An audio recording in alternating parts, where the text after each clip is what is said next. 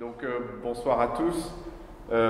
Effectivement, je vais vous présenter en gros l'archéologie et une partie de l'histoire de l'église de Saint-Riol. Donc en l'occurrence, c'est un édifice qui est en cours de restauration depuis 3 ans maintenant, quasiment, sous forme de phase.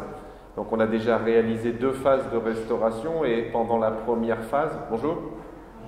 Pendant la première phase, l'architecte Thibault Legendre a souhaité un avis archéologique. Alors moi, certains d'entre vous me connaissent pour ma structure Aquilon, mais j'interviens aussi au nom du conseil départemental de l'Oise, qui a un service d'archéologie. Et j'interviens pour le service d'archéologie du département de l'Oise dans un cadre très particulier. J'interviens soit sur les fouilles qui ont trait au Moyen-Âge, ma spécialité c'est le Moyen-Âge, soit j'interviens sur les fouilles qui ont lieu dans le cadre des monuments historiques classés ou pas. Et il se trouve qu'ici, évidemment, je cumulais un peu les deux.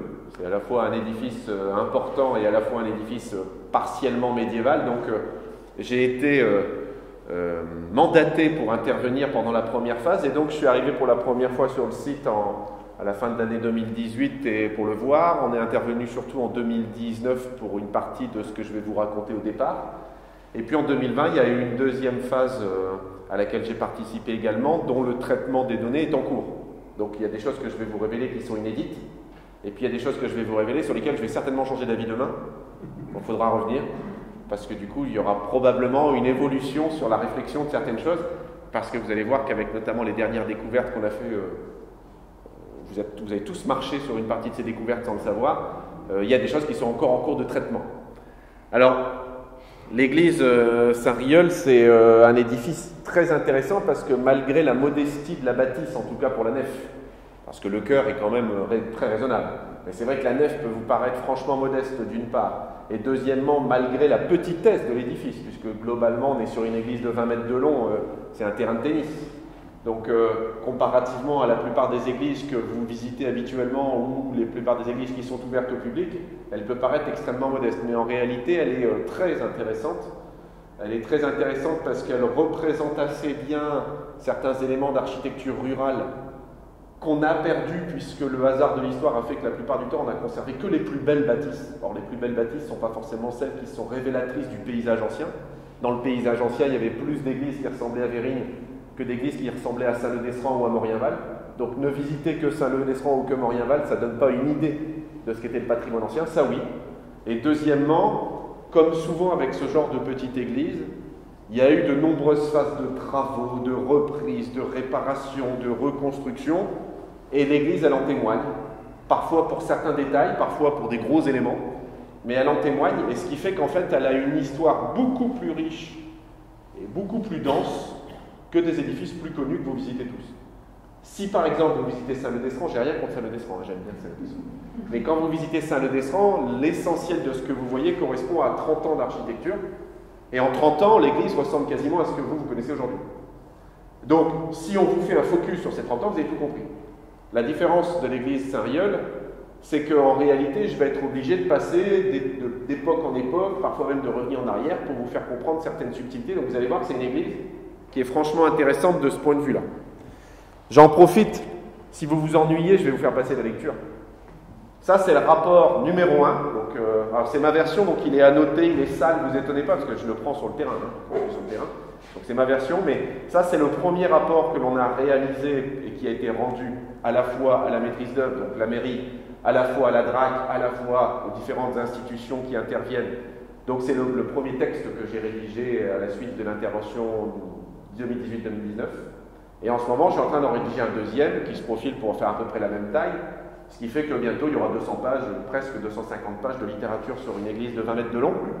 Ça fait 10 pages le mètre, c'est pas mal déjà. Et en l'occurrence, ça fait plus que la plupart des églises du coin, parce que contrairement à une idée reçue, la plupart des églises du coin ne sont pas si bien étudiées et pas si bien connues que ça. Donc, je vous laisse lire ça tranquillement, ou feuilleter en tout cas. Et j'en profite pour signaler, parce que c'est pas si courant que ça, que j'ai écrit un article qui a été publié dans une revue qui s'appelle la Revue archéologique de Picardie. C'est une revue de spécialistes au sens où ce ne sont que des archéologues qui y écrivent, mais elle est grand public. Vous pouvez la lire, vous pouvez l'acheter, vous pouvez consulter la revue sur Internet. Et dans maintenant, dans 7 ans, ça sera librement accessible sur Internet. Pendant les 10 premières années, ils le vendent et après, ils le mettent librement accessible sur Internet. Et donc, il y a un article dedans sur Saint-Riol qui est le condensé de ça en 9 pages. Ce qui, pour moi, est très difficile. Parce que je suis bavard, et à l'écrit aussi. Mais en l'occurrence, on va dire qu'il y a la substantifique moelle de la phase 1 là-dedans, remis au propre, parce qu'entre ça et ça, j'avais déjà changé d'avis sur un petit détail. Et puis, en ce moment, l'objectif, c'est d'aller vers une phase 2 de ça. Donc ça aussi, je vous le fais passer, la revue archéologique de Picardie. L'article est à peu près au milieu du bouquin. Alors, vous inquiétez pas, à la fin, il y a un coup à boire. Il faut tenir jusque-là. Alors, l'idée, c'est l'église Saint-Riol. Alors, l'église Saint-Riol, elle a déjà une première particularité, c'est qu'elle n'est pas à Néry même, elle est dans un de ses hameaux, Vérines. Et en l'occurrence, il faut bien comprendre qu'au Moyen-Âge et sous l'Ancien Régime, il s'agit dans un premier temps d'une seigneurie indépendante. Il y a la seigneurie de Néry et il y a la seigneurie de Vérines. Donc on est dans un lieu de peuplement dissocié. Aujourd'hui, avec la réunification des communes, on a tendance à penser ça ensemble, mais il ne faut pas du tout le penser ensemble. Deuxièmement, ça devient une paroisse indépendante à partir du XVIe siècle. C'est d'ailleurs une des toutes dernières paroisses créées dans notre territoire. C'est une des plus récentes. Mais l'église est plus vieille que ça. Donc avant d'être une église paroissiale, l'église de Vérines, c'est probablement ce qu'on appelle une chapelle cimetiériale, c'est-à-dire que c'est une chapelle de cimetière. Une grosse chapelle de cimetière, mais elle n'a pas le rang de paroissiale. Donc dans les premiers temps, vraisemblablement, on ne fait pas des offices, on ne fait pas des messes régulières ici. On doit probablement ne faire que la commémoration des morts, l'extrême-onction, etc., dans certains cas particuliers et pour les habitants du hameau. Donc en fait, elle est proportionnelle à la taille du hameau. Et le hameau de Vérines a un petit peu diminué en taille par rapport à ce qu'il était au XVIIIe siècle. Vérines était plus peuplée au XVIIIe siècle qu'aujourd'hui, et c'est quasiment le cas pour tous nos villages d'ailleurs. Contrairement à une idée reçue, la Picardie perd des habitants par rapport aux temps anciens. Mais globalement, on va dire que ça fait à peu près la même taille qu'aujourd'hui, donc l'église est proportionnée à ça. Donc on n'allait pas à Néry comme on y va aujourd'hui, on venait dans cette église-là. On peut le deviner d'ailleurs assez bien, parce que quand on voit un découpage territorial comme ça, vous vous doutez bien que le découpage territorial, c'est l'adjonction de deux territoires. Donc ça, c'est le tracé de la commune aujourd'hui. On voit bien que la commune, c'est l'adjonction de deux territoires indépendants reliés aujourd'hui. Et ce qui la caractérise, c'est notamment, mais j'en parlerai pas aujourd'hui, la chaussée Brunehaut, avec les différentes solutions, parce qu'au niveau de la vallée, on perd la trace de la chaussée Brunehaut, qui, je le rappelle, est une voie d'origine gauloise puis romaine, mais c'est pas romain, c'est gaulois. Et en l'occurrence, cette voie, elle relie Chanlieu, là, qui est en haut du cadre, en haut à droite, et Senlis, en l'occurrence en bas, mais je rappelle qu'à l'origine, ça fait surtout Soissons-Pontoise. Senlis n'est qu'une étape. Senlis n'est pas une destination. Je le dis parce que les Senlisiens, ils tirent tout vers eux, mais c'est pas vrai. Il y a un moment, il faut accepter que tout ne va pas à Senlis. En tout cas, on a un terroir très intéressant, mais indépendant, seigneurie et paroisse indépendante. Cette seconde carte-là, c'est une carte à laquelle vous êtes moins habitués en général. Bon, nous, on est toujours au milieu, vous voyez le point ici, Vérines, Néry est là. Ici, vous avez le mont Cornon, donc la butte qui est juste au sud, que vous avez aperçu en arrivant en voiture, puisque la plupart sont venus en voiture. En l'occurrence, ce territoire que vous avez là, c'est une carte géologique. Ce qui m'intéresse, c'est que vous compreniez qu'en gros, Vérines est un bourg céréalier depuis toujours, extrêmement tourné vers la céréaliculture. Tout ce qui est en blanc sur la carte, c'est soit du fond de vallée, quand c'est du blanc et bleu, soit des limons des plateaux, c'est-à-dire les très bons limons sur lesquels aujourd'hui on fait du maïs, de la betterave, de la patate, en plus du céréal, mais historiquement on ne faisait que du céréal, ou essentiellement du céréal. Donc il faut bien comprendre que Vérines, c'est un hameau céréalier. Donc c'est un hameau dans lequel on va avoir des gens riches, des gens importants, qui ne sont pas forcément nobles, on va avoir une élite rurale, on va avoir des paysans riches. D'ailleurs, une partie d'entre eux vont se faire enterrer dans l'église. Les pierres tombales que vous avez à droite à gauche, qui ont été redressées, mais il y en a encore même une d'entre elles qui est dans le sol ici, sont des pierres tombales qui témoignent d'une certaine élite sociale, parce que sur les encadrements des pierres tombales, ici c'est marqué laboureur très souvent, ou femme de laboureur. Le laboureur, c'est le céréaliculteur qui a les moyens de se payer son propre train de charrue et son propre train de bestiaux, donc il n'est pas dépendant d'un autre agriculteur et c'est déjà quelqu'un d'important. Donc eux ont probablement participé au financement d'une partie de l'église, ce qui va justifier la qualité de l'église à certains moments. Deuxièmement, en gros, tout ce qui est en jaune, partout, c'est ce qui longe les vallées ou c'est ce qui longe les buttes. Et à ces endroits-là, on a tout ce qu'il faut pour aller chercher des bons matériaux, notamment du calcaire. Donc on a de toute façon dans notre territoire essentiellement des constructions en calcaire, mais quand vous avez des constructions en calcaire dans notre territoire, dites-vous toujours que le calcaire provient rarement de plus de 4 km. La plupart du temps, il provient même de 500 mètres ou d'1 kilomètre quand on le peut. L'obsession des constructeurs anciens, c'était de prendre le matériau le plus près possible du lieu de pose, du lieu de construction. Donc arrêtez avec Saint-Maximin, les pierres ne viennent pas de Saint-Maximin. C'est le même calcaire qu'à Saint-Maximin, mais elles viennent d'ici. Ce sont des pierres de Vérines, ce sont des pierres de Néry, ce sont des pierres éventuellement de Saint-Yves, de Béthisy, c'est tout. Je le dis d'autant plus qu'en ce moment, je suis en train de travailler là-dessus avec un stagiaire en géologie pour essayer d'identifier une partie des pierres. On est venu la semaine dernière et en l'occurrence, on a regardé les murs à la loupe pour essayer de trouver des fossiles qui nous permettent d'identifier des bancs de pierres pour après aller dans les carrières. Donc on est en train de travailler là-dessus, l'identification des pierres. Bon, c'est juste ça pour vous dire, territoire riche, notamment parce qu'il y a la céréaliculture, et ressources à proximité pour construire. Le mortier, la pierre, le bois, les argiles pour faire les tuiles ou les carreaux de pavement, on avait tout ce qu'il fallait pour bâtir en local. C'est valable pour beaucoup de choses. Alors, première partie, l'intervention 2018-2019. Alors, j'arrive au début, on me dit, Nicolas, il va y avoir plusieurs questions. Parmi les questions qu'on m'a soumises, il y avait premièrement, est-ce qu'il a existé en face de ce bras de transept, un autre bras de transept qu'on soupçonnait, puisque si vous regardez attentivement, alors mon laser, vous n'allez peut-être pas bien le voir, mais je crois que j'en ai un autre. Si vous regardez attentivement, je vais profiter du fait qu'on est dans l'église pour vous le faire en direct. Hein. Vous remarquez qu'on a bien ici un arc qui est l'équivalent de celui-là. Donc on sait bien que ce mur-là, c'est un bouchon. Et quand on regarde des choses dehors sur lesquelles je vais revenir, parce qu'on ne va pas faire des allers-retours, vous inquiétez pas, vous allez voir qu'on avait des indices qui nous permettaient de penser que dehors, il y avait bien l'équivalent d'une chapelle comme ça, construite. Donc une de mes premières questions, une des premières questions que l'architecte m'a posées, c'est est-ce que vous pouvez me prouver que la chapelle qui est là-bas existait bien et bien, ou si elle n'a pas été faite? Elle était peut-être voulue, mais elle n'a peut-être pas été réalisée. Ou est-ce qu'elle a été réalisée, puis abattue? La deuxième question qu'on m'a posée, c'est qu'est-ce qu'on a sous les pieds, puisqu'il y avait des questions, notamment en lien avec l'assainissement de l'église. La phase qu'on a fait en deuxième, c'était la phase de pose de drain, celle qu'on a fait l'année dernière, dont je parlerai après. Mais dès le début, on s'est posé la question de quel est le potentiel du sous-sol, puisque si on pose un drain et si on doit assainir l'église, qu'est-ce qu'il y a dans le sol? Et donc je suis intervenu à la fois un petit peu dehors et aussi un petit peu dedans, ce qui fait que j'ai fouillé chez certains d'entre vous. On a retourné le sol, on a regardé ce qu'il y avait en dessous, puis après on a tout remis. Vous voyez, contrairement à une idée reçue, l'archéologue il fait ça. Quand il est passé, le bon archéologue, ça ne se voit pas. Donc arrêtez de dire que les archéologues font n'importe quoi avec le terrain, c'est pas vrai. En tout cas, quand je suis arrivé la première fois sur le site, je découvre un cimetière qui depuis longtemps n'a plus fonction de cimetière, et je découvre une église qui est dans l'état antérieur. Alors les plus attentifs remarqueront que par exemple tout cet élément-là de charpente intermédiaire entre cette charpente-là et la voûte n'existe pas à l'époque. Vous le verrez tout à l'heure, c'est des modifications qui ont été faites depuis ces photos-là. Donc moi je vous montre les photos avant l'intervention et puis après vous verrez des photos après l'intervention.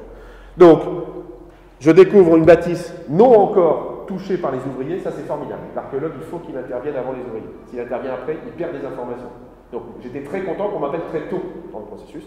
Et je découvre un terrain qui n'avait pas encore été remanié, notamment côté cimetière. Donc l'arc là, oui, c'est celui-là. Celui-ci, là, c'est lui. Vu de dehors. D'accord? Alors après, les ouvriers arrivent. Alors là, il y a du vent. Hein. Vous étonnez pas que la bâche soit gonflée, mais enfin, indépendamment de ça, ce qui m'intéresse, c'est que vous compreniez qu'ils ont sorti la grosse artillerie. Donc ils ont sorti notamment l'échafaudage à l'endroit qui posait problème, c'est-à-dire là. Ils ont posé un échafaudage sur tout l'extérieur et ils ont commencé à essayer de réfléchir à la question de la charpente qui est là. Mais ça a été une chance pour moi parce que le fait qu'ils aient posé un échafaudage m'a permis d'aller ausculter les murs tout près à l'extérieur. C'est-à-dire dans des secteurs qui n'ont jamais été ravalés, jamais été retouchés et qui d'habitude sont inaccessibles. Ou alors quand je voulais travailler, je suis obligé de le faire avec des jumelles, mais je ne peux pas toucher les pierres, je ne peux pas toucher les mortiers. Avec eux, ça a été possible. Alors de l'autre côté, quand il fait beau, ça donne ça. Hein. Là, c'est quand je suis chez les voisins. Je suis de l'autre côté, là, je prends le même échafaudage. Vous voyez, c'est un échafaudage qui repose entièrement côté cimetière. Là, il n'y a pas de pied. Hein. Mais il est posé sur la charpente. Bon, c'était un peu... Il fallait aimer l'équilibre. Mais j'y reviendrai. Et puis à l'intérieur, là où vous êtes, un énorme échafaudage intérieur. Ce qui m'a permis de marcher au niveau des charpentes et de faire des observations au niveau de tous les charpentes, de même faire des trous dans le mur. Si vous retournez, vous regardez là-bas, vous verrez qu'il y a un trou dans le mur, on voit qu'il n'y a plus d'enduit. C'est un moment, j'ai demandé à ce qu'on fasse un sondage dans le mur, donc le maçon a démonté le mur pour moi, j'ai regardé les pierres, puis on les a remises. Et au passage, les pierres que vous voyez là, ce sont des pierres qui datent de l'ancienne église. Mais j'y reviendrai. Donc, on a pu observer tout un tas de choses. Et vous remarquez qu'il y a déjà des éléments différents avec aujourd'hui. Ma photo, elle est prise comme si je me tenais au niveau de l'écran. Je regarde dans cette direction. Qu'est-ce que j'ai à ma droite? Un mur. Or, aujourd'hui, il n'y en a plus. Il existait, avant les travaux, un mur ici, qui bouchait le bras nord, et donc ça ressemblait à ça. Et ce mur, ça a été la première chose qu'on a retirée, mais regardez, vous voyez négatif. Là, on devine le fantôme du mur. Vous voyez qu'il y a une trace noire là. Là, on voit que le mur est patiné, là, il est abîmé carrément, là, c'est la disparition de ce mur-là. Donc, en fait, cette chapelle qui est de ce côté, pendant un temps, elle avait servi de sacristie, et du coup, elle avait été murée. On avait fait 2 portes, et ça permettait à l'officiant de changer, de mettre les objets du culte, etc., dans ce qui était une chapelle. Et donc, dans le cadre du projet de restauration, une des premières choses qui a été faite, ça a été de retirer ce mur, ce qui a été formidable pour moi, parce que dans le mur, il y avait des morceaux de l'ancienne église en kit. Donc, j'ai trouvé des morceaux de l'ancienne église. Et la niche, là, elle était dans le mur? Oui, elle était masquée. Enfin, elle était en partie masquée. On la voyait, mais elle était masquée. La chapelle n'avait plus de fonction. Alors, je reviens sur la question de ce que j'appelle le bras sud du transept. Je vous parle en premier de ça. Première question qu'on m'a posée. Alors, comment on a fait? Premièrement, quand je regarde dehors, je vois bien que j'ai un arc. Je vois bien que j'ai des murs bien construits partout, mais pas ici. Je vois bien que j'ai des contreforts très réguliers, sauf là, où ils sont abîmés. Bref, j'ai plein d'indices extérieurs qui me font dire les murs ont eu plusieurs vies. Si je les regarde de près, ce mur-là, on devine un arc qui part, qui n'est pas fini. L'arc qui est fait, qui est donc celui-là vu de l'autre côté. Et on devine ici un départ de voûte. Vous voyez, là, c'est l'angle opposé. On a un arc là, et un départ de voûte qui, normalement, venait en diagonale. C'est-à-dire, c'est ce que vous voyez là. J'ai un arc là, et j'ai la voûte. Ok? Donc, j'ai bien 3 départs sur un angle. Et là, j'ai bien 3 départs sur un angle. Mais pour autant, ça me permet de dire quoi? Ça me permet de dire que j'avais bien tout ce qu'il fallait pour avoir une chapelle voûtée comme celle-là, mais ça ne me dit pas si elle a été faite ou pas faite. Ça me dit qu'on avait fait ce qu'il fallait pour qu'on puisse la construire. Alors la question de l'architecte, c'était, est-ce qu'elle a été faite et qu'elle a été détruite? Ou est-ce qu'elle n'a pas été finie? Donc pour ça, qu'est-ce qu'on a fait? On a fouillé. Alors moi, je vous passe cette étape, parce qu'en plus, là, on a eu un architecte embêtant, il n'est pas là, j'en profite. Dès qu'il arrive, vous ne le dites pas. Mais en gros, on a commencé par fouiller là. Parce que je lui ai dit, pour prouver que la chapelle a existé, j'ai juste besoin de trouver l'amorce de la fondation. Contrairement à une idée reçue, un archéologue ne cherche pas toujours à tout fouiller. Un archéologue aime bien laisser des choses derrière lui pour les générations futures. Parce qu'on s'améliore au fur et à mesure des générations. Donc aujourd'hui, on préfère laisser ce qu'on appelle, nous, des réserves archéologiques derrière nous. Donc en fait, je ne voulais pas tout fouiller. Moi. Je voulais fouiller que ça. Une fois qu'on était arrivé là, il a dit ça serait bien qu'on aille chercher l'angle. Alors on est allé chercher l'angle. Une fois qu'on a trouvé l'angle, vous pouvez imaginer la suite. Il dit vous pouvez faire ça, puis après vous pouvez faire ça, puis après vous pouvez faire un trou là. Bon bref. Alors moi ça ne me dérangeait pas parce que scientifiquement j'y voyais quand même un intérêt. Et deuxièmement, j'avais un discours avec la DRAC, parce que je me rendais compte à mes supérieurs. Et donc je disais à la DRAC, est-ce que vous autorisez A, l'architecte voudrait faire que, l'architecte essayait de motiver ses choix. Il y avait aussi une question financière, parce que ça prend du temps. Mais on l'a fait. Alors tout ce qui est là, on l'a fait à la main. En plein mois de mai, 27 degrés, en plein ramadan, je vous le dis parce qu'il y avait un des ouvriers qui m'a aidé à faire ça, qui est musulman, donc il a bossé toute la journée sans manger, et c'était quand même costaud de sa part. Et donc on fait ça à la pelle, à la pioche, mais surtout, je ne sais pas si vous vous en rendez compte, mais si vous fouillez demain un mur chez vous qui est enfermé dans le sol depuis 200 ans, quand vous le sortez, il n'est pas blanc comme ça. Tout ce que vous voyez là a été brossé, nettoyé, à la truelle, et parfois même à l'outil de dentiste. 3. Voilà. Mais moi, je fais partie des archéologues qui fouillent encore. Il y a beaucoup de chefs qui ne fouillent plus. Peut-être je fouille bien, hein. Ça, après, c'est pas moi qui juge. Mais je fouille encore, donc je suis actif. Il y a des chefs qui s'assoient sur le côté et puis ils donnent des ordres. C'est une autre façon de voir. Quoi. En tout cas, on a fouillé tout ça, on l'a nettoyé, et une fois qu'on l'a nettoyé, on l'a ausculté dans le détail. Ce que j'appelle ausculté dans le détail, je passe là, mais on a regardé les traces d'outils. On a regardé les natures de mortier, on a regardé les natures de pierre, etc. Et on a réussi à comprendre plein de choses, le principal étant que ça avait bien été construit en entier. Ce Ce que vous voyez là, ce n'est pas seulement de la fondation, c'est aussi le premier lit du mur d'élévation, c'est-à-dire le premier lit des murs au-dessus du sol. Alors aujourd'hui, vous allez me dire, bah oui, mais tout est dans le sol. Oui, mais le sol a monté en fait. Il a monté parce que dans un cimetière, à chaque fois que vous creusez un trou pour enterrer quelqu'un, vous faites un trou, vous mettez le corps, vous rebouchez le trou, il y a de la terre en trop, vous l'étalez. Et ça, à l'échelle des siècles, votre cimetière, il monte. Résultat, vous marchez aujourd'hui trop haut. D'ailleurs, vous n'auriez pas dû rentrer dans l'église en descendant de marche, par exemple. Vous auriez dû rentrer plein pied. Mais c'est parce que tout autour, initialement, il y a un grand cimetière, et que ce cimetière est monté, monté, monté, qu'avec le temps, l'église paraît enfouie. Donc, ce que j'ai trouvé là, c'est pas seulement de la fondation, c'est bien le début des murs. Ça, par exemple, c'est un début de mur. Ça, c'est des vestiges de début de mur. Et ça expliquera d'ailleurs pourquoi j'avais un petit retrait entre la fondation et le début des murs. Donc, bref, j'avais bien le premier pierre de base des murs. Donc, j'ai pu dire, oui, ça avait été construit. Ils n'avaient pas simplement jeté la fondation et fait le démarrage des arcs. Puis après, ils ne sont pas allés au bout. Non, ils sont allés au bout. Et donc, oui, ils l'ont démonté. Alors, à quelle date l'ont-ils démonté? Vraisemblablement au XVIIIe siècle. Pour quelle raison? Je n'en sais rien, mais aujourd'hui, on pense qu'il y a dû y avoir un problème structurel. Il y a peut-être eu un effondrement de charpente, il y a peut-être eu un incendie, quelque chose comme ça qui a justifié qu'on l'ait abandonné, qu'on l'ait démonté, probablement aussi parce qu'elle n'avait plus d'usage. Celle-là avait plus d'usage, mais elle a trouvé un autre usage en sacristie. Celle-là avait plus d'usage, mais elle n'avait pas de raison de la rebâtir, ça coûtait de l'argent, ça demandait de l'entretien, on a préféré la mettre par terre. Donc il faut comprendre que les deux chapelles, à partir de ce moment-là, ont un destin différent. Mais il faut arrêter d'invoquer à chaque fois qu'il y a une disparition, une guerre, un pillage, que sais-je. Ce n'est pas toujours ça. Au contraire, contrairement à une idée reçue, dans les monuments religieux, on perd rarement des choses à cause d'un pillage ou d'une destruction volontaire. Le plus souvent, c'est un accident. Ici, je n'ai pas la réponse définitive. S'il y avait une étude historique en parallèle de notre travail, on aurait peut-être la réponse dans les archives. Oui, parce que pour d'autres raisons sur l'analyse des murs, je sais que mes contreforts n'auraient pas été faits comme ça si ça n'avait pas été au bout. Donc j'ai quand même d'autres indices. Et je vais y revenir sur un d'entre eux qui a un petit détail. Alors, après, qu'est-ce qu'on fait? Bon, là, c'est une page du rapport qui est couchée. Donc, ceux qui voient le rapport passer, ils verront qu'il est dedans. Donc, c'est un relevé, pierre à pierre. C'est-à-dire qu'une fois que c'est fait, je fais dessiner l'intégralité de ce que je trouve. Et je dis bien dessiner. La photo en archéologie n'est pas une preuve. En fait, si maintenant ça l'est devenu, moi je suis un peu un défenseur de l'ancienne mode. Tous les gens de mon âge, normalement, ils considèrent que la photo fait office de preuve, mais pas moi. Moi, je fais partie de l'ancienne gamme et donc on fait encore des dessins. Le dessin, il permet de mettre les choses à l'échelle. Le dessin, il permet de comparer des sites qui sont très distants. Le dessin, il permet de comparer des choses même si on n'a pas le même matériel. Parce que si on ne fait pas les photos avec le même appareil, ça ne fait pas le même rendu. Si on ne fait pas les photos à la même époque, mais avec 20 ans d'écart, ça ne fait pas le même rendu. Bref, des photos, c'est difficile à comparer. Des dessins, ça se compare parce que ça se met à l'échelle et ça suit le même protocole. Deuxièmement, sur le dessin, je mets des informations. Là, vous ne le voyez pas à cette échelle, mais par exemple, sur mon dessin, j'ai mis des informations concernant les traces d'outils, par exemple. Donc, il y a plein d'informations sur mon dessin. Il y a même des couleurs, encore une fois. Avec le vidéoprojecteur, ça ne rend pas hommage au travail. Mais il y a aussi des questions sur les couleurs et sur les natures de mortier. Donc, on fait des relevés. Et une fois qu'on refait tout ça, on en arrive à la proposition que vous voyez là. Là, je suis sur l'échafaudage quand je fais de la photo. Et donc, on voit ma fouille.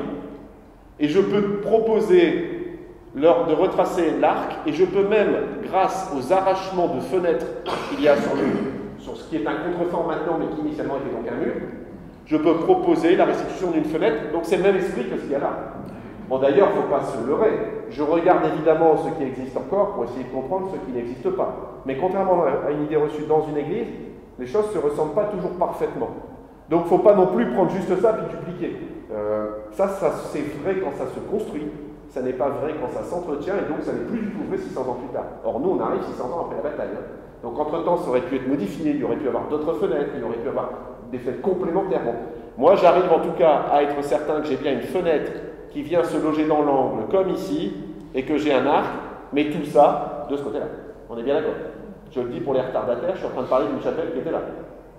Hop. Donc, une fois qu'on est là, je peux dire à l'architecte, oui, elle a existé, oui, elle a été détruite a priori volontairement, et en plus, elle a été soigneusement détruite parce qu'elle était vraiment arasée au niveau du sol, elle n'est pas restée en lambeaux, vous voyez, elle a vraiment été déconstruite.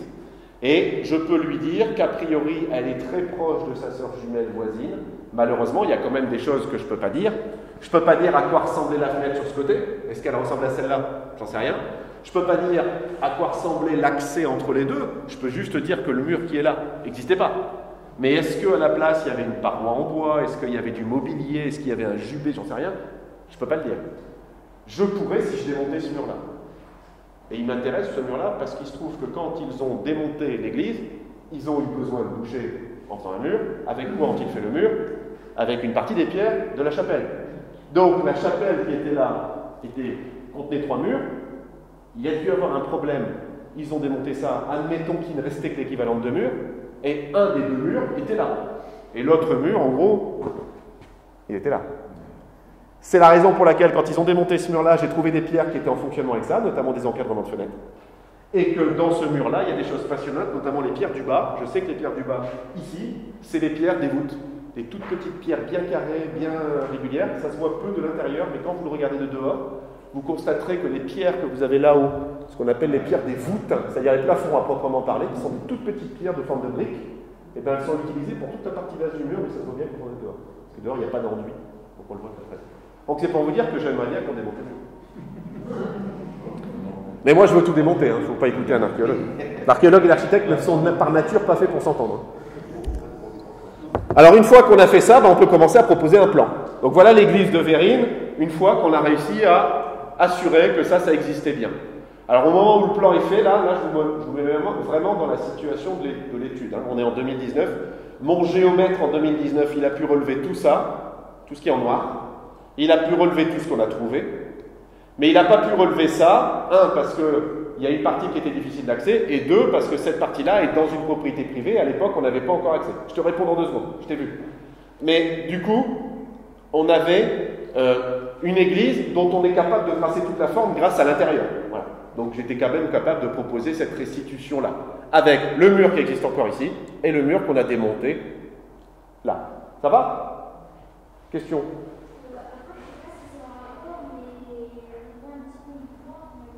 Ça fait une croix. Alors oui, 60-70% des églises chrétiennes à partir du XIIe, XIIIe siècle prennent cette forme-là. Ceci étant, vous allez voir qu'elle n'a pas toujours eu cette forme-là. Il y a un moment notamment où c'était juste un rectangle, ce qui est 20% des cas. Et après, il y a 10% où il y a plein de formes variées. À Creil, il y a une église en triangle. À Creil, d'ailleurs, elle a été en triangle, mais avant, elle était en ce qu'on appelle en croix grecque, c'est-à-dire elle était en signe plus, tu vois, comme le signe plus de l'addition. Alors que là, tu as une croix dont une des tiges est plus longue que les autres, ça c'est la croix du Christ évidemment. Bon, donc il y a la croix latine, on appelle ça. Donc effectivement, ça c'est le plus courant et c'est volontaire. Ils ont voulu faire cette forme-là. On voit quand même qu'il y a des petits problèmes. Notamment, on voit qu'ici, la nef va avoir une forme trapézoïdale que vous devinez, ce mur-là part sur le côté, alors celui-là est parfaitement dans l'alignement de l'orthogonalité générale de l'église. Donc on voit quand même qu'il y a un problème, mais je vais y revenir. Deuxième question, j'ai quand même besoin d'en savoir plus sur ce qui se passe par là. Sauf que pour comprendre ce qui se passe par là, il ne faut pas que j'observe ce qui se passe par là. Je vous l'ai dit, il faut aussi que j'observe ce qui se passe par là. Et du coup, ce qui m'intéresse, c'est est-ce que j'ai le droit d'aller faire un petit trou par là? Or, je vous ai expliqué qu'il y avait un drain qui était envisagé à terme. À ce moment-là, on n'avait pas encore prévu de le faire. Depuis, il est fait. Mais il fallait quand même préparer le terrain, savoir ce que ça avait dans le ventre. Et donc, juste derrière cet angle-là, donc derrière cette pierre tombale, dans le jardin des voisins, je fais un trou. Avec l'autorisation des voisins, on rentre, on fait un trou. Donc, l'angle que vous voyez là, c'est cet angle-là, vu de l'échafaudage. Et ça, c'est mes pieds. Et en l'occurrence, vous voyez que on est chez les voisins, donc évidemment, pour eux, c'est un potager, bon voilà. Et nous, on dit, on va faire un trou. Donc, qu'est-ce qu'on fait? Quelques heures plus tard, on a fait un trou à l'angle. Et ce qui m'intéressait, c'était d'aller voir la fondation. Pourquoi? Parce qu'il se trouve que la fondation que j'ai observée là me montrait bien que la chapelle avait existé, qu'elle avait été construite, très bien, mais elle me semblait plus vieille que tout ce que je connaissais de l'église. Tout ce que vous voyez là est postérieur au XVIe siècle. Et la fondation que j'avais là-bas, quand je la regardais, j'avais l'impression qu'elle était du Moyen-Âge, qu'elle datait peut-être du XIVe siècle, peut-être du XIIIe siècle. Mais j'avais besoin d'en savoir plus. Je me suis dit, je vais aller voir la fondation d'en face. En allant voir la fondation d'en face, je pourrais comparer avec le mur qui est au-dessus. Pour vraiment en avoir le cœur net, est-ce que ce n'est pas le bon mur par rapport à la fondation? En l'occurrence, c'est le cas. En fait, le mur en partie basse, premièrement, il n'est pas construit avec le même mortier. Vous voyez que c'est un mortier verdâtre. Et ce mortier-là, à la limite, il pourrait être naturellement différent, même si c'était contemporain, parce que parfois on ne fait pas les fondations avec les mêmes mortiers que les élévations. Ça arrive. Donc ce n'est pas un indice unique, mais c'était déjà un petit indice. Deuxièmement, au milieu ici, vous devinez qu'il y a des pierres cassées et qu'il y a de la terre. En fait, cette terre, elle n'est pas normale. On n'est pas censé trouver en plein milieu d'un mur une assise complète de pierres cassées avec de la terre. Ce qui s'est passé, c'est qu'en voyant ça, j'ai commencé à émettre l'hypothèse qu'on a eu une première église au Moyen-Âge qui avait à peu près la forme de l'actuelle. Et que cette première église du Moyen-Âge, elle a été entièrement rasée. Et qu'on est venu reconstruire cette église actuelle sur les fondations de l'ancienne, mais un peu maladroitement. Et on est allé dans cette direction. Alors quand on regarde de près, regardez, la partie basse construite en mortier vert, la partie haute, le début de la partie haute, pas trop mal construit, puis pierre cassée avec de la terre, pierre carrément sortie du mur avec de la terre, pierre cassée avec de la terre, et le mur reprend. Ce bandeau-là, c'est un bandeau d'interruption. Et en dessous, je pense que c'est médiéval. Au-dessus, je peux voir que c'est 16e siècle. J'y reviendrai. Alors, pourquoi je dis que c'est 13e, 14e ce qui est en dessous? Parce que dans ce qu'il y a en dessous, alors de ce côté-là, ça ne se voit pas, mais de ce côté-là, j'ai eu la chance de le voir, on avait des pierres réutilisées. Et on avait des pierres très anciennes avec des enduits peints et avec des joints peints sur les pierres de la fondation, donc qui dataient d'une église plus ancienne et qui montraient des réparations sur les fondations de l'église ancienne. Donc on avait des indices pour montrer qu'on avait une première église détruite et une deuxième église reconstruite sur la forme de la première église détruite. Ça va pour ça? Ça, c'est pas trop compliqué. Hein. Bon, alors vous voyez, quand je dis qu'on fait des dessins, moi je ne peux pas m'empêcher. Hein, donc, alors là, je mets mon technicien, là j'avais un technicien qui travaillait avec moi, Romain en l'occurrence. Ben, vous mettez votre technicien dans le trou, puis vous lui dites, tu me dessines tout, pierre par pierre, donc il dessine tout à l'échelle 1/20. Et puis une fois qu'il a tout dessiné, moi je passe derrière, puis je vérifie. La plupart du temps, en fait, c'est moi qui fais le dessin, parce que comme je suis un peu chiant, je préfère directement faire le dessin. Mais il faut que j'apprenne à déléguer, donc voilà, je délègue, hein, au fur et à mesure. En tout cas, toute cette partie-là, c'est la partie ancienne avec le mortier verdâtre. Là, c'est la partie où on voit qu'on a des problèmes structurels avec des pierres qui ne sont pas droites, des pierres qui sont cassées. Et là, ça reprend bien avec la construction actuelle, que je n'ai pas besoin de relever complètement, parce qu'après, je peux le montrer autrement. Et donc, là, on a une rupture. Et en gros, en l'espace de 20 cm, là, je suis au Moyen-Âge, là, je suis à la Renaissance. C'est incroyable, ça. Bon, après, je fais dessiner les autres parois, parce que comme c'est un carré, je fais dessiner les deux parois où il y a le mur. Et après, je dis à mon technicien, tu te retournes, puis maintenant, tu me dessines les deux parois où il y a la terre. Parce que la terre, elle a une histoire aussi. Et d'ailleurs, elle est même plus intéressante parfois que la pierre. Donc, les murs, ils sont là et là. Mais je lui ai fait dessiner les deux autres pans du mur. Là, vous avez la ligne centrale. Imaginez donc que c'est déplié. Évidemment, le dessin est déplié. Et vous devinez une grande fosse. Vous devinez un ancien mur complètement défoncé, qui est en fait probablement un ancien contrefort. Et vous devinez d'autres fosses. Là, vous avez un trou. Bref, il s'est passé plein de choses dans le sol des voisins. Entre la fin du Moyen-Âge et l'époque contemporaine, où aujourd'hui on marche là, et ben il s'est passé 600 ans, 500 ans. Et dans ces 500 ans, on est venu casser deux murs, mais pour casser les murs, on a creusé au pied des murs pour les attaquer le plus bas possible, pour démonter les pierres. Puis une fois qu'on avait fini, on a rebouché. Donc j'ai eu un trou creusé, on est venu casser les murs, puis on a rebouché le trou. Ça va pour ça? Donc ça, je le fais sur plein d'autres éléments. Moi, je vous le montre en petit. Et sachez qu'on travaille pareil quand on fouille à la cathédrale de Paris ou au Louvre. Hein. Je veux dire, ça n'a changé rien. Technologiquement parlant, vous avez eu la même chance à Vérines qu'ailleurs. Peut-être un jour, je fouillerai au Louvre. Alors, il se trouve que l'année suivante, on va continuer la fouille par là. Je vais y venir après. Mais ce qui m'intéresse, c'est que ce que je suis en train de vous montrer, c'est exactement la même chose que l'année d'avant. Sauf que l'année d'avant, j'avais juste fait un carré comme ça. Et malheureusement, mon carré coïncidait ici. Et donc, je n'avais pas vu qu'en plus, mon mur, il s'arrête. C'est-à-dire que j'ai trouvé en fouille l'équivalent de ça. Vous voyez, j'ai un tronçon droit. Et après, j'ai le début du trapèze. Et en fait, en fondation dehors, ben, j'ai retrouvé ça. C'est-à-dire que j'avais un tronçon droit. Et là, le mur moche, c'est entre guillemets le mur moche que vous avez là. C'est-à-dire que j'ai retrouvé dehors la même structuration qu'ici. Ils avaient démarré une très belle église dans cette direction, une très belle nef, de la qualité de tout ça, mais ils ne l'ont jamais faite. Et à la place, ils vont faire cette nef très modeste. Mais on sait qu'ils l'avaient commencé parce que regardez, vous avez un départ de voûte là. Vous voyez, ici aussi, là il est là, alors là il est ici. Et vous avez bien un début maçonnique de même qualité que le reste. Et vous avez une rupture. Donc ils avaient bien voulu au départ refaire cette église. Et pour des raisons qu'on ignore, ils ne sont pas allés. Alors parmi les raisons, on les ignore certes, mais on peut quand même émettre deux hypothèses. La première, ils n'ont pas eu assez d'argent, donc ils ne sont pas allés au bout. Alors ils ont commencé par le cœur, parce que c'est l'endroit où on officie, c'est l'endroit noble. Puis ils ne sont pas allés au bout. C'est la plus facile. C'est l'explication qu'on sort quand on n'a pas d'idée. Ils n'avaient pas d'argent. C'est impossible de confirmer, sauf si on fait une recherche historique.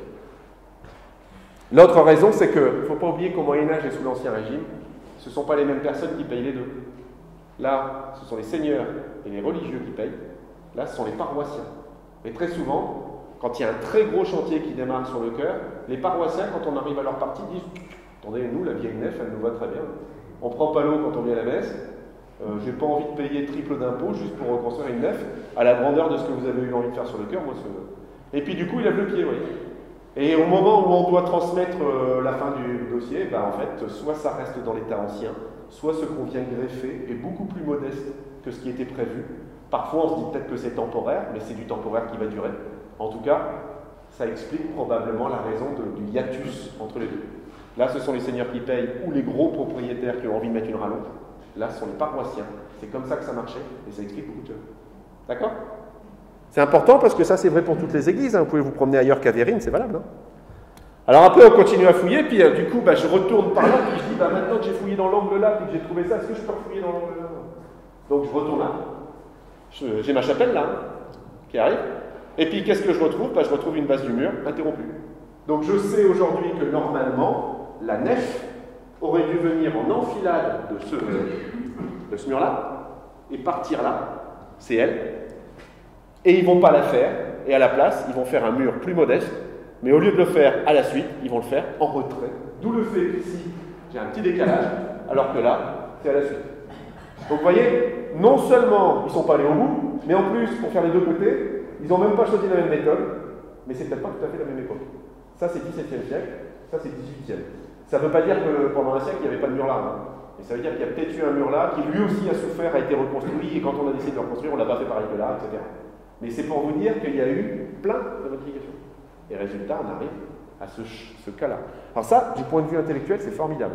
Ça nous raconte plein de choses sur l'histoire du village, sur la manière dans laquelle on prend des décisions, sur les moyens financiers, sur les choix économiques, sur le rythme de la grande histoire du village, c'est-à-dire à quel moment il est riche, à quel moment il n'est pas riche. Enfin, c'est passionnant.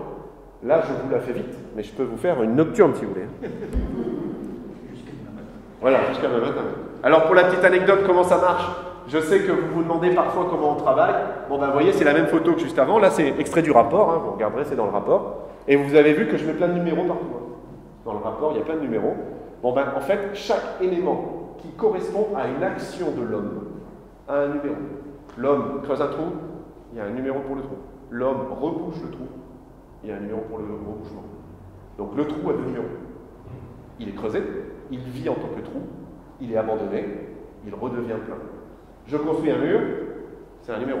Je détruis un mur pour construire un mur, j'ai mis un numéro à la destruction du mur précédent, et j'ai mis un numéro au nouveau mur, etc., etc. D'où le fait qu'il y a des numéros en gras, et qu'il y a des numéros soulignés, ou en italique. Les numéros en italique, c'est ce qu'on appelle les actions négatives, c'est de la destruction, c'est du creusement. Et les numéros en gras, c'est de l'action constructive, c'est de l'action positive. Et quand il y a un numéro qui n'est ni l'un ni l'autre, bon là il est en blanc juste pour qu'il soit lisible, hein. Le blanc n'a rien à voir.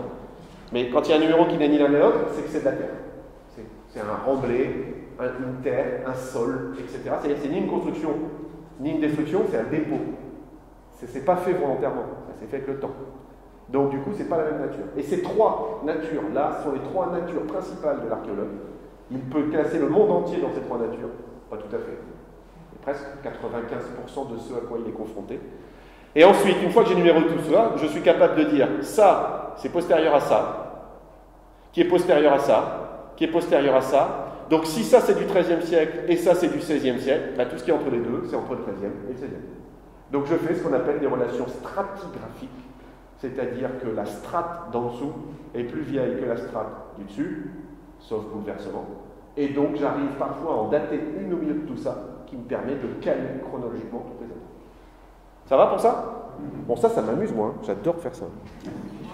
À la fin, on fait des diagrammes stratigraphiques. Il y a un diagramme stratigraphique à la fin du rapport. C'est des arbres avec que des numéros. Ça résume le site. Alors moi, je regarde les arbres et les numéros et je vois mon site. Vous voyez des numéros, moi, je vois mon site. On prend l'inspiration où on veut. C'est pour ça que sur le plan de tout à l'heure, vous avez vu plein de numéros.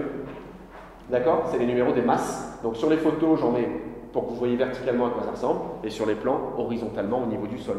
Mais du coup, ce qui est tout en haut n'est pas indiqué, parce que mon plan, il est fait à 1 mètre du sol. Donc c'est arbitraire, ça. On choisit de faire un plan à 1 mètre du sol. Bon, en tout cas, je vous ai parlé de ça.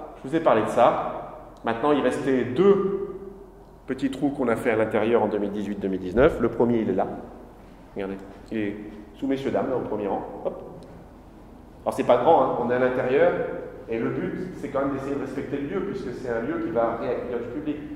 Il y aurait demain un Lidl qui se construit là et l'église serait condamnée, je fouille tout. Vous voyez? Mais là, l'objectif, c'est quand même d'être dans la concession de chaque occupant. Donc, on veut comprendre le site pour mieux l'entretenir, mieux le restaurer, mais en même temps, on veut qu'il ait une vie après nous. Donc, ce qu'on a fait, c'est qu'on a choisi un certain nombre de pierres. On a suivi de telle manière à avoir à peu près un carré d'1 mètre sur 1 mètre, parce qu'il faut quand même qu'on puisse descendre dedans pour travailler. Et puis, on a retiré les dalles soigneusement, et après on a fouillé. Vous voyez que le remblai, on le met dans une bâche, hein, donc tout reste quand même tout à fait propre. Et une fois qu'on est là, on regarde un peu ce qui se passe. Donc, vu du dessus, normalement, vous voyez tous au moins une chose. Là, j'ai une tache noire. Là, c'est marron. Là, j'ai la fosse d'une sépulture de quelqu'un qui a été enterré dans l'église. Sauf qu'on ne le voit plus aujourd'hui parce que comme on a changé le sol et qu'on n'a pas respecté l'emplacement des dalles, parce qu'une partie des dalles sont là, on ne pouvait pas savoir que là, sous madame, il y a une tombe. En plus, cette tombe étant à cheval sur la nef et sur la croisée du transept, l'espace qui relie tous les endroits, c'est ce qu'on appelle la croisée, il est probable que ce soit quelqu'un d'important. Soit un grand notable, soit peut-être même un religieux. Donc on a probablement ici un religieux enterré.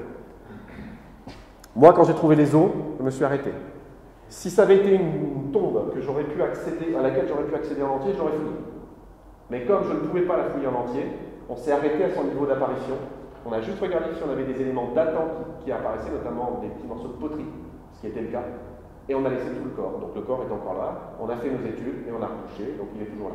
Si j'avais pu le découvrir entièrement, ou s'il avait été un handicap, c'est-à-dire s'il avait été sur le tracé d'un besoin, si j'avais besoin de faire un fil électrique là, on l'aurait fouillé. Mais là, ce n'était pas le but. On n'avait pas de raison d'aller plus loin. On n'avait pas raison de l'embêter.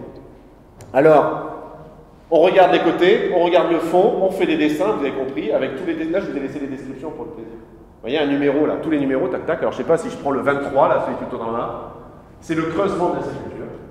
Si je prends le 18, c'est le comblement de la sépulture. C'est un remblai argilo-sable gris marron compact et homogène avec des cailloux calcaires, quelques tuiles et du charbon.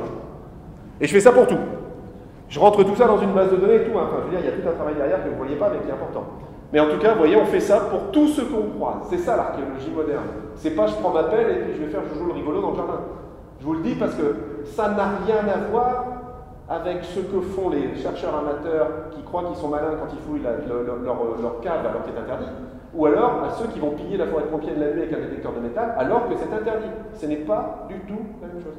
Donc quand ils vous disent je suis archéologue amateur, non. Non. Ils ne savent même pas ce qu'est une stratigraphie. Je rappelle que c'est interdit. C'est interdit par la loi et c'est interdit par décret régional parce que nous, en plus, dans notre région, il y a un risque d'engin de guerre. Alors, une fois que j'ai fait tout ça, j'ai compris ma tombe. J'ai fait un deuxième trou sous mes yeux, là. Là aussi, on a trouvé une sépulture, mais là, une sépulture d'immature, une sépulture d'enfant et probablement 6 mois. Alors là aussi, pour qu'un enfant ait le droit de se faire enterrer dans l'église à moins de 7 ou 8 ans, c'est clairement le fils d'une élite. Là aussi, on s'est arrêté une fois qu'on l'a découvert. Globalement, on a suivi le même processus. Ça a été intéressant, j'en reparlerai tout à l'heure. Mais globalement, ça fonctionne de la même manière. Vous la devinez, là, la sépulture, elle est là. Hein, la fosse que vous voyez là, donc qui continue plus bas, mais le corps étant ici, je me suis arrêté, et qui bien sûr revenait probablement de l'autre côté, mais comme je n'ai pas étendu ma fouille, je n'ai pas trouvé l'autre côté, c'était la sépulture. Alors après, il faut imaginer que le monsieur, il est probablement enterré tête à l'ouest, pied à l'est, parce qu'il se tient comme ça, peu importe. Mais on le met tête à l'ouest, pied à l'est, parce que comme ça, symboliquement, il regarde l'autel. D'accord? Donc, contrairement à une idée reçue, on ne met pas la tête à l'est. Alors, après, j'ai eu la chance d'avoir une collaboration de chantier qui s'est bien passée. Un, on s'est bien entendu avec l'architecte, donc on a pu réfléchir en amont, je vous l'ai dit tout à l'heure. Deux, on s'est bien entendu avec les maçons en aval. Je vous ai parlé des maçons tout à l'heure qui m'aidaient à creuser. Ils travaillaient aussi bien quand j'étais pas là, dans la mesure où ils gardaient de côté tout ce qu'ils trouvaient louche. 90% de ce qu'ils trouvaient louche, ça ne servait à rien. Mais c'est pas grave, je préfère qu'ils fassent ça. Et ils gardaient tout ce qu'ils trouvaient louche. Quand ils ont démonté tout ce mur-là, j'étais pas là. Puis je suis venu le lundi suivant, puis ils m'avaient mis un tas de pierres de côté, j'ai regardé les pierres. J'en ai gardé un certain nombre.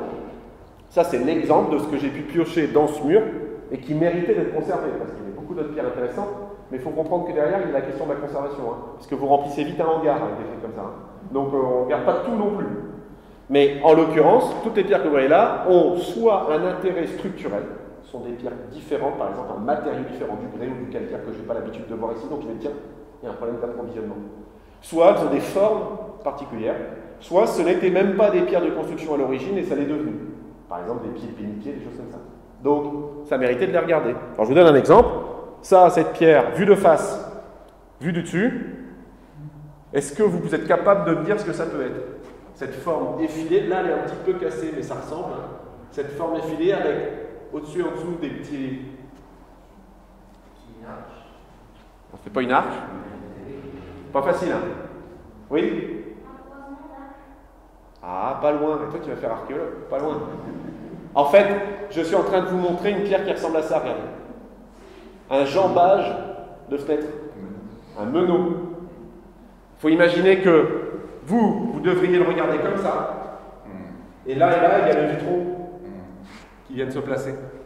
Donc, ce que je vous montre là, c'est vu comme si je démontais un des jambages.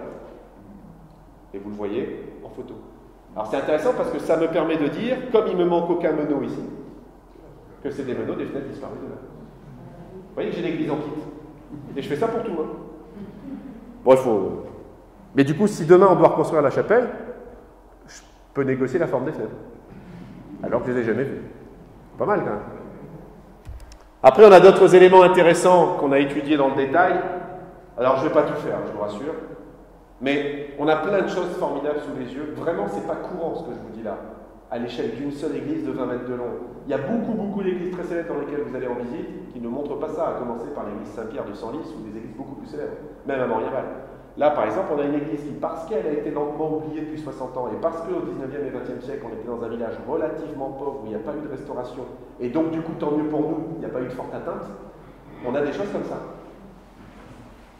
Vous voyez ça? Ça, c'est ça. C'est le blason qui a été redécouvert pendant la fouille, pendant l'opération, pas spécialement pendant la fouille, par Stéphanie Adotti, restauratrice de peinture. D'ailleurs, il y en a un autre qui se cache là, et qui n'est pas encore découvert. On a le bas. Donc, si on retire l'enduit au-dessus, comme ici, on a probablement un deuxième blason qui va nous apparaître là. Et ce blason, vous apercevez deux lions sur une butte de terre qui porte un écu, un bouclier surmonté d'une couronne. Et comme vous avez tous fait la visite de Raret avec moi, vous devriez savoir que ce sont les seigneurs de Raret. Ça, c'est le blason des seigneurs de Raret. Un aigle avec au milieu de son torse un petit écu bleu qui porte 3 flèches. Et on le voit quand on regarde attentivement ici, mais il faut vraiment venir voir de près. Je rappelle que, contrairement à une idée reçue, les lions et la couronne ne font pas partie du blason. C'est ce qu'on appelle des meubles externes, c'est du décor, on met ce qu'on veut, vous pourriez mettre des cygnes, des rats, ça ne regarde pas, ça ne participe pas du blason. Le blason, c'est que l'écu. Non, je vous le dis parce qu'il y en a plein qui ont un blason complètement pourri, ils mettent plein de lions autour, ça fait sérieux. Ça marche pas, ça. Le vrai blason, c'est le milieu. Et là, en l'occurrence, c'est le blason des seigneurs qu'on appelle la famille de Lancy, Nicolas de Lancy, Henri de Lancy, Gaston Jean-Baptiste de Lancy, seigneurs de Raret au XVIIe siècle. Et pourquoi ils sont dessinés à Vérines?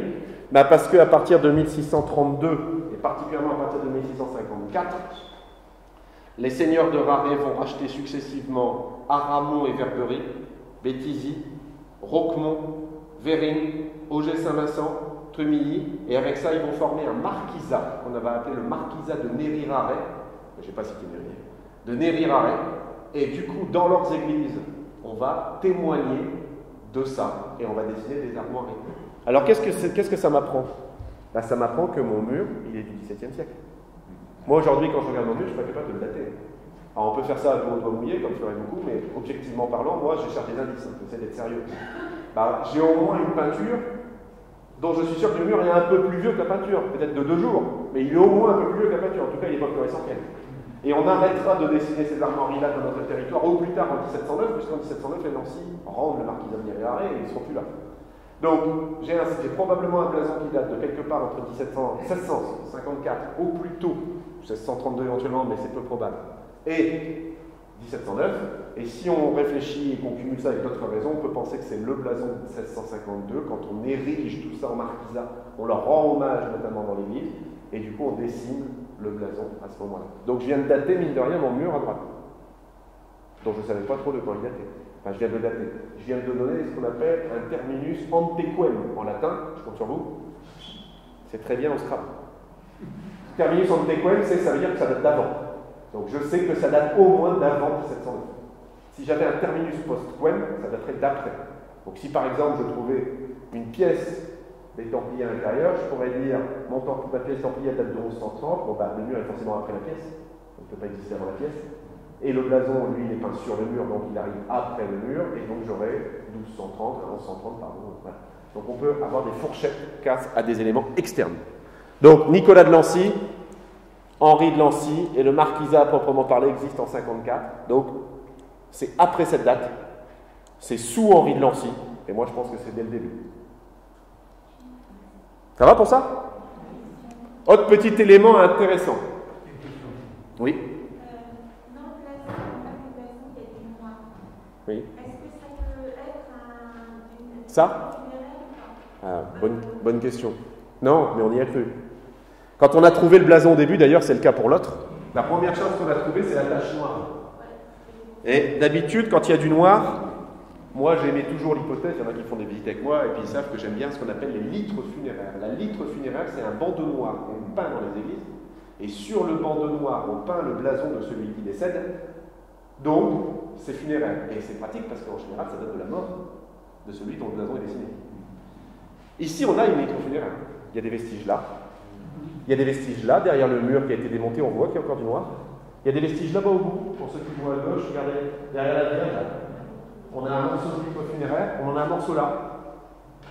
Et en fait, en creux, quand on regarde, en fonction des vierges et tout, je vais partout. Il y avait bien un bandeau qui avait été peint. Mais que dans le cœur. Et ce bandeau, dessus, il y a bien des armoiries dessinées, enfin pas des armoiries, il y a un symbole dessiné, là-bas on le voit, vous irez le voir à la fin. Il y a une couronne dessinée, mais là c'est une couronne ducale, et c'est probablement pour la mort d'un des princes de Bourbon-Condé. Parce que même si elle marquisa de Nérirare, il ne faut jamais oublier qu'on n'est pas qu'un seul seigneur, à l'époque on en a plusieurs. Il y a le seigneur le plus proche de vous, puis ce seigneur-là il a lui-même un seigneur, qui a lui-même un seigneur jusqu'au roi de France.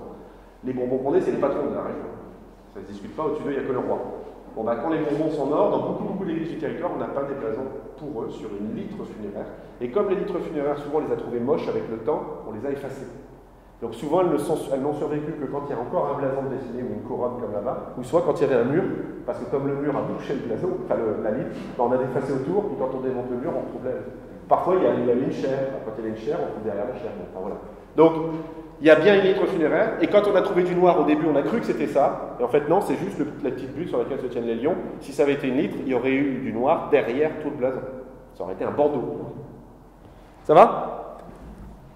Alors, autre petit détail, un état intermédiaire sans chapelle.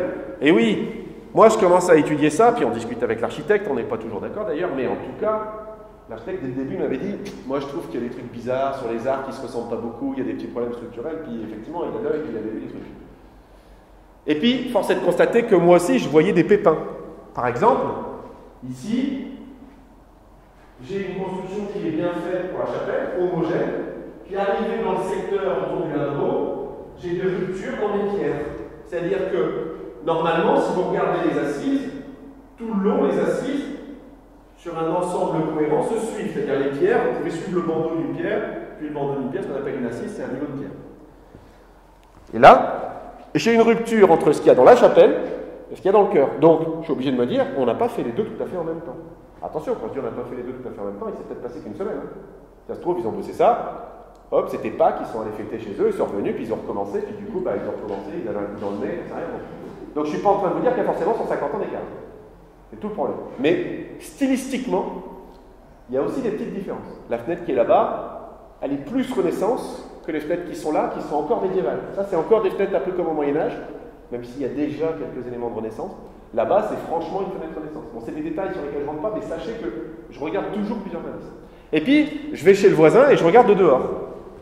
Et de dehors, qu'est-ce que je constate? Quand je regarde l'encadrement de la fenêtre qui est là, je vois mes pierres. Vous voyez les pierres, hein? Et quand je regarde de ce côté-là, J'ai des pierres, mais ça et ça n'a rien à voir. D'ailleurs, regardez, la même fenêtre, c'est celle-là, hein, Vue de revers. à droite, j'ai 1, 2, 3, 4, 5 lits de pierre. À gauche, 1, 2, 3, 4, 5, 6 lits de pierre. Or, normalement, si vous construisez une fenêtre, vous faites tout l'encadrement d'un coup. Même si la fenêtre, elle est peut-être 10 ans après celle-là, normalement, quand vous arrivez à faire une fenêtre, vous commencez pas une fenêtre et vous attendez 15 jours avant de faire la fin. Vous faites une fenêtre. Donc, normalement, je devrais être régulier. Et là, je commence à me dire, tiens, j'ai un problème entre la gauche et la droite. Alors, je zoome un peu, puis je regarde au-dessus de la fenêtre et regardez. Là, j'ai mes pierres qui arrivent, et là, j'ai d'autres pierres qui arrivent. Alors, tout le haut est refait. On oublie le haut. Mais regardez, là, on voit bien que ici, c'est les mêmes pierres qu'à gauche. Par contre, là, j'ai une rupture. Et là, j'ai pas les mêmes pierres. Et quand on regarde à l'intérieur, on le verra aussi, mais vous direz, en buvant un coup tout à l'heure, vous regardez. Et après, je vais dans le comble, je me dis, bah, il y a un problème. Alors, qu'est-ce que je fais? Je vais voir les charpentes. Oui, vous aurez peut-être plus les yeux en face des trous, mais. Alors, je monte dans le comble et je monte sur la charpente là-haut. Parce qu'évidemment, je peux aller partout. Alors, je regarde, je monte dans le comble et qu'est-ce que je trouve? Une pierre taillée de biais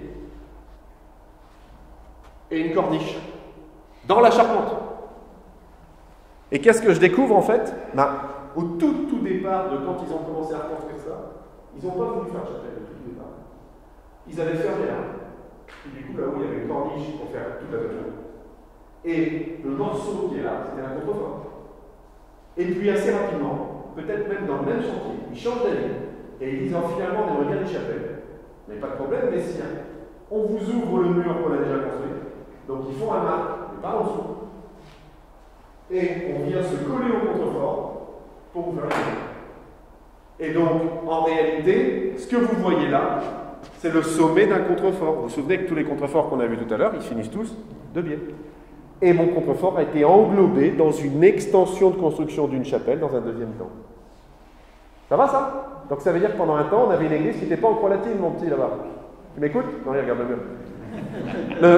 Pendant un temps, on a eu une chapelle, une église, comme ça.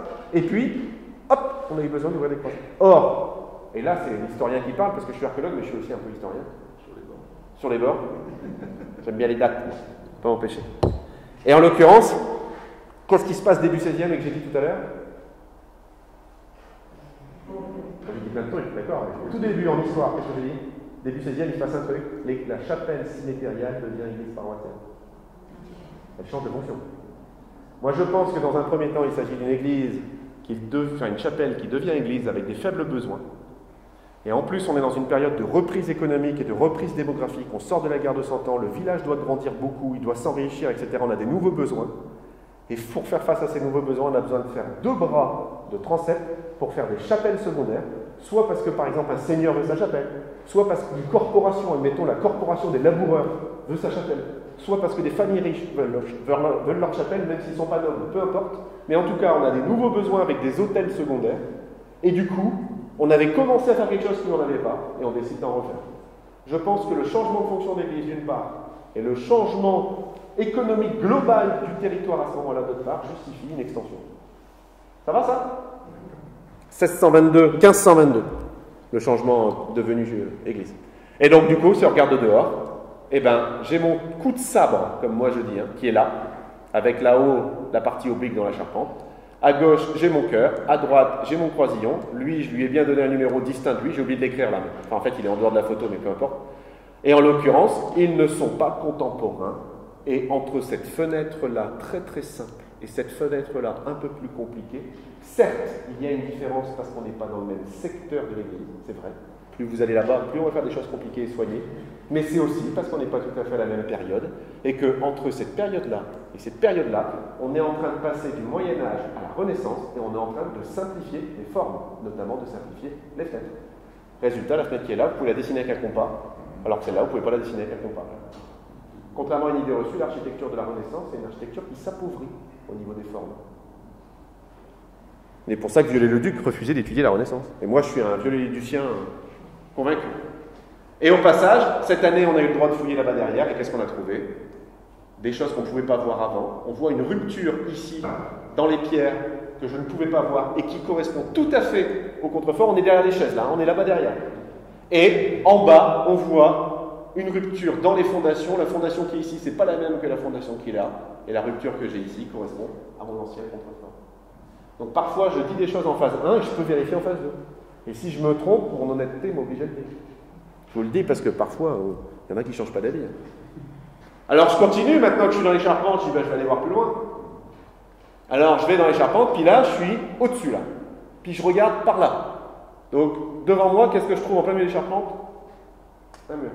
Enfin, toute personne qui a une charpente chez lui, c'est que c'est pas normal. Ça. Je suis pas censé trouver un mur de cette qualité, en plus, en plein milieu de ma charpente. Ce mur, il est au-dessus, là. Il est au-dessus de cet arc. Alors, j'ai eu de la chance, l'année suivante, ils ont refait la toiture. Alors, avant, après. Puis le mur, il est là, regardez. D'accord? Donc il est là-haut. Et ce mur, je le regarde en détail. Regardez, je le prends en photo. Maintenant, là, on a plus de lumière. C'est mieux. Pratique d'avoir l'échafaudage. Là, je suis dehors. Je suis sur l'échafaudage. Et alors, qu'est-ce que je découvre? Un mur avec un larmier, très bien construit. C'est pas n'importe quoi. Avec une fenêtre au milieu, mais en fait, c'est une fenêtre qui a été creusée après coup, parce qu'il fallait bien passer dans la charpente. Donc, vous l'ignorez. Normalement, c'est plein. C'est un mur plein. Donc, il n'y a pas de trou là. Toute la charpente, elle est venue après. Donc, elle a matraqué, elle a abîmé ce mur. Mais ce mur, il est passionnant. Parce qu'en fait, ce mur qui vient là, il séparait deux espaces. Et à cause de ce larmier, on sait que ça, c'était fait pour être vu de dehors. Parce que qu'est-ce que c'est un larmier? C'est une pierre oblique qui a comme but de recevoir la pluie et de l'éloigner du bord du mur. Donc c'est que c'est fait pour être dehors. Vous ne faites pas un larmier vers l'intérieur. Quand vous sortirez de l'église, vous verrez des larmiers dehors, vous n'en voyez aucun dedans. Ça ne sert à rien. Ou alors c'est qu'il y a des gros problèmes d'inondation dans votre église. Donc ça, c'est un mur fait pour regarder par là, dehors. Donc l'intérieur, il est de l'autre côté. Donc moi, je me suis dit, est-ce que je vais trouver un mur au-dessus de cet arc? Ou sinon, est-ce que c'est le mur du bout? Alors j'ai regardé et tout, mais rien ne correspond. Ce mur, il est orphelin. Alors je suis là, puis je dis, bon ben moi, j'ai un mur. Puis je ne sais pas à quoi ça sert. Et là, mon géomètre, avec qui je bosse, qui fait tout le plan au millimètre. Hein. Mon géomètre travaille même au demi-millimètre, parce que je suis chiant. Et je lui dis, qu'est-ce que tu as à me dire sur le plan? Puis il me dit, il y a un truc, Nico. Entre le mur qui est là, et le mur qui est là, il y a un problème d'épaisseur. Le mur, le premier mur, le plus petit en fait, hein, entre ces deux colonnes-là, celui-là, il fait 80 cm de large. Celui qui est là-bas, il fait 70. Or, normalement, celui qui est là-bas, il devrait être égal ou plus épais, puisqu'il est au bout, donc c'est lui qui prend le plus de force. C'est lui qui, sur la bâtisse, porte le plus. Lui, normalement, c'est un mur un peu secondaire. C'est surtout pas lui qu'on devrait trouver le plus épais. Mais justement, paradoxalement, c'est lui qu'on trouve le plus épais. Donc j'ai un mur épais là et épais là, plus que son voisin. Et au-dessus, j'ai un mur qui monte et qui, s'il n'y avait pas eu la charpente, montait encore. Et bien, qu'est-ce que j'ai déduit? Qu'en fait, c'était une base de clocher. Et que là, il aurait dû avoir un clocher. Au-dessus de cette voûte, il aurait dû avoir un clocher. Et que le clocher n'a jamais été achevé. Donc, chapelle construite mais détruite, chapelle pas prévue mais faite, clocher prévu mais pas achevé, mais pas effondré non plus, parce que sinon j'aurais eu des pathologies. Hein, il n'est pas construit puis détruit, il n'est pas achevé.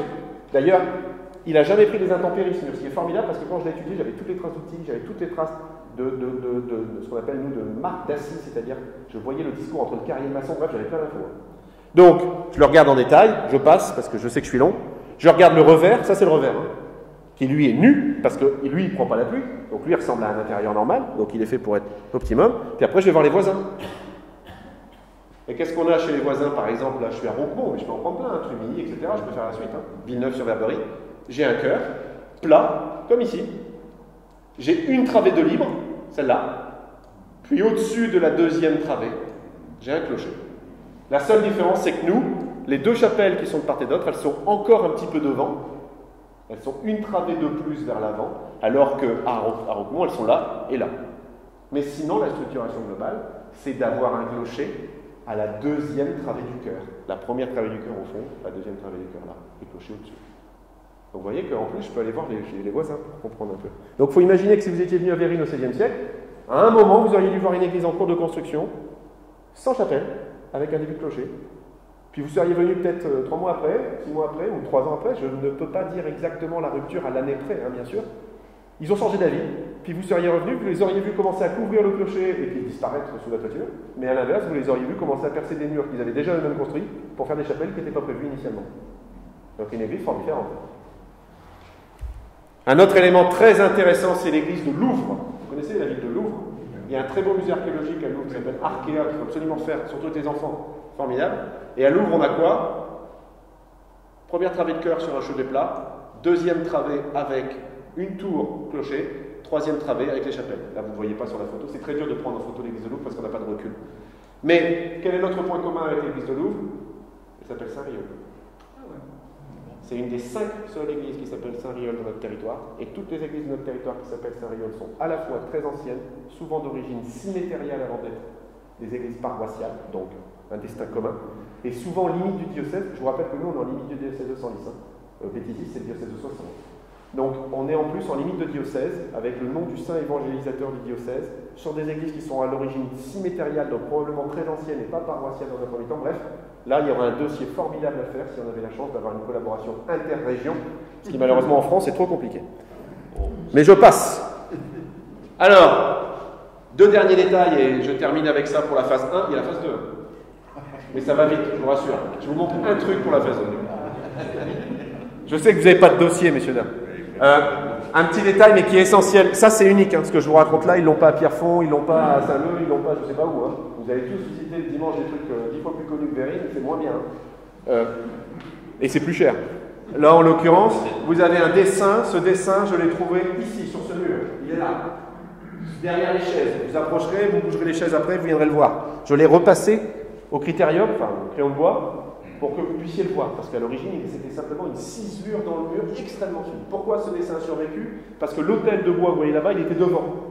Du coup, le mur n'a jamais été ni frotté, ni usé, ni peint, ni décoré, ni rien.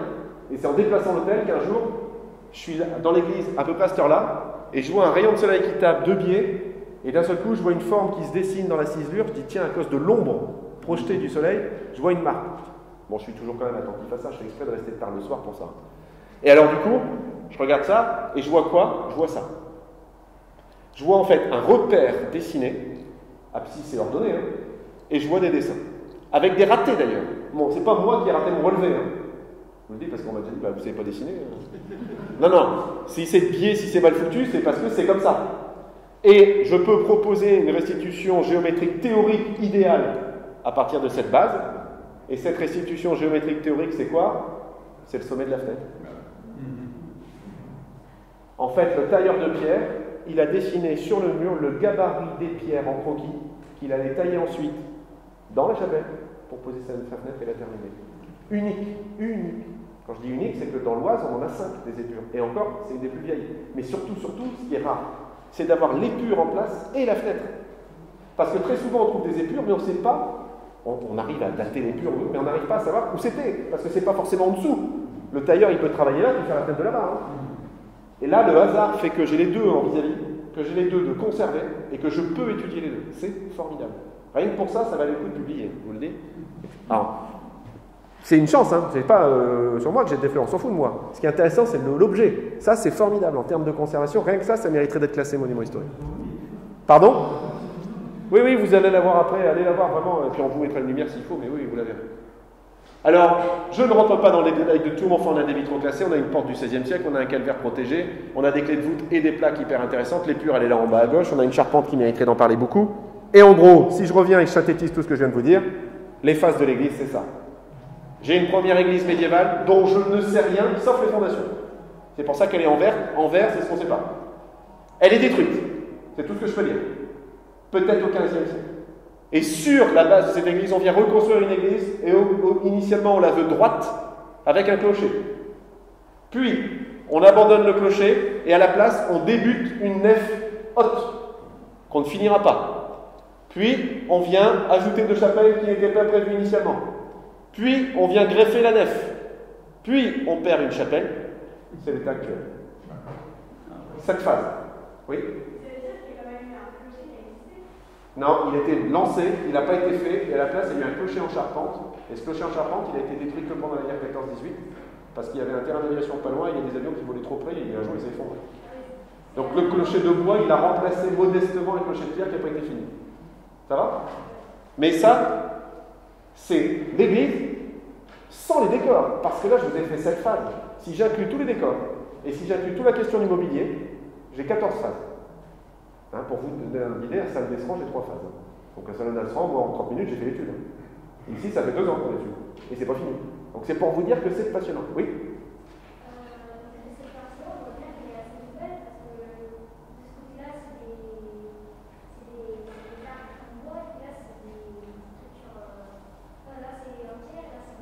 Ah oui, mais ça ne veut pas forcément dire que c'est plus vieux ou plus jeune. Ni même d'ailleurs mieux ou moins bien. C'est vrai que là c'est de la pierre, là c'est du bois, que là c'est voûté, là c'est pas voûté. Mais ça n'a pas la même destination. Là c'est le cœur, donc c'est très prestigieux. Là c'est la nef, donc c'est commun. C'est vous.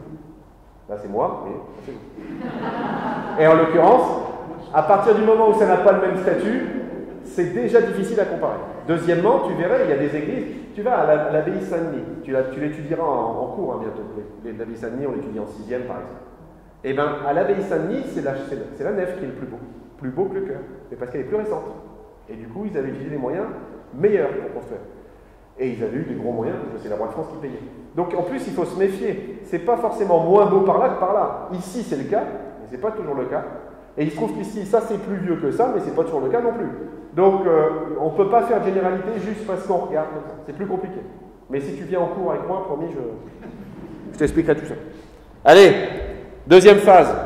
Ça y est, on a pu compléter tout notre travail, on a pu finir le plan. Et là, on a eu une réflexion qu'on avait déjà eue à l'époque d'avant, c'est qu'on avait remarqué que l'Église fonctionnait avec 2 mesures seulement.